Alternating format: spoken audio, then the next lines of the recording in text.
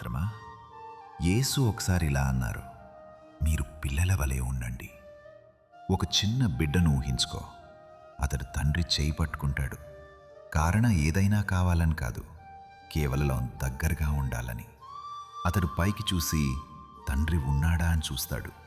ఎందుకంటే ఆ తండ్రి యొక్క సాన్నిధ్యమే అతనికి భద్రత. ఆ బిడ్డ తన తండ్రి దగ్గరికి కోరికల జాబితాతో రాడు.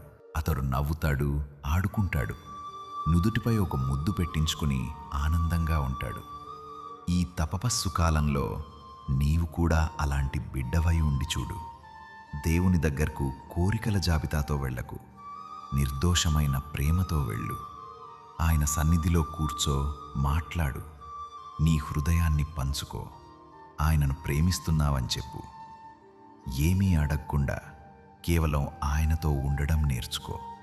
అప్పుడు నీ ఆత్మకు ఒక విశ్రాంతి లభిస్తుంది, తండ్రి ఒడిలో నిద్రించే ఒక చిన్న బిడ్డలా.